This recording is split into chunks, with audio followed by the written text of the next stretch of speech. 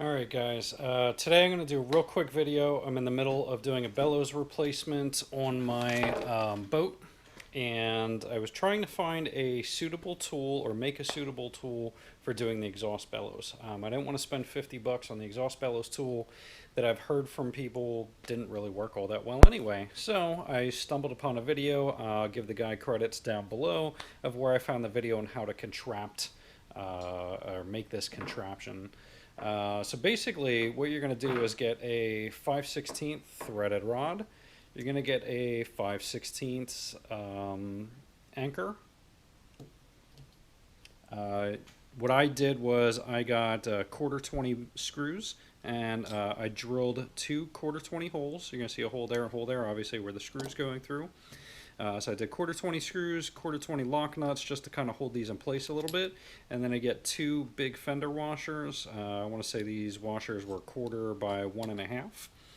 And essentially what you're going to do, you're going to thread this onto the thread this way.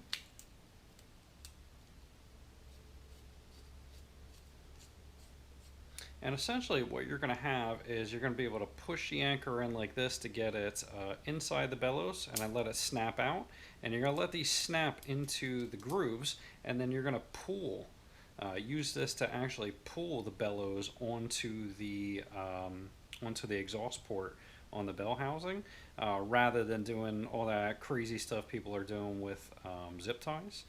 So you'll see I got a handle at the end here, and I also got a wing nut. The gentleman showed running a piece of wood straight across that went through the bolt holes, and then use this to actually tighten it and then pull it back out and then kind of hold tension on it. So I have the old bellows here. Essentially what you're going to do is you're going to push this in like this, and it's going to go in, you go in like 3 ribs or so.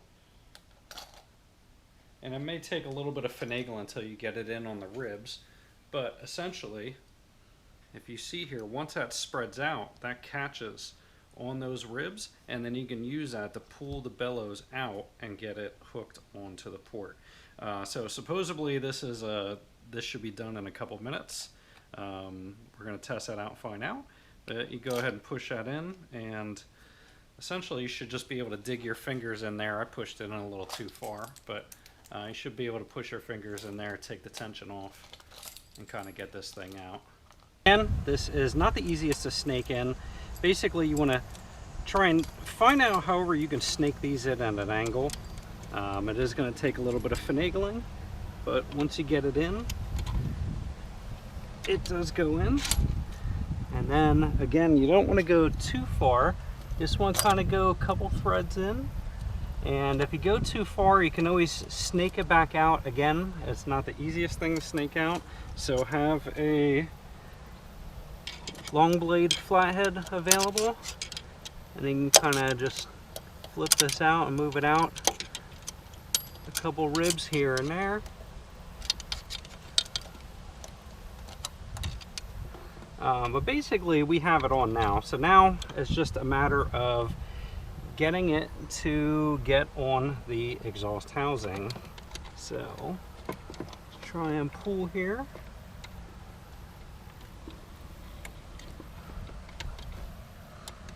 And let's see how successful we are.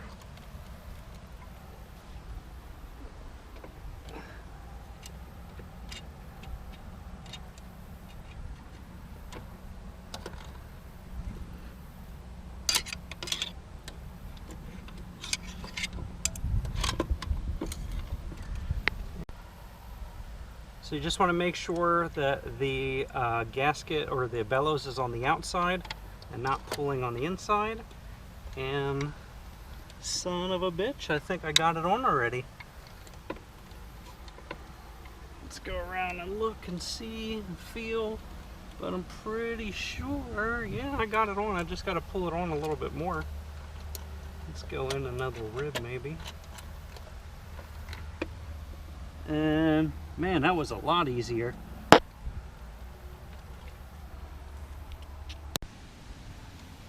Alright, so you're going to see that literally took me not even 2 minutes. It looks like it is on there. I'm going to try and push it on a little bit more, because I do think having it on there more is going to be beneficial. But essentially that thing's on there. It doesn't look like it's seating anymore, so I should be good to go. I'm going to go ahead and try and get a ratchet up there, get that tight, and hopefully we'll be rocking and rolling. So the bellows is on. Now we're going to try and do the trickery to snake this thing out. So push it back a little bit to relieve tension on it.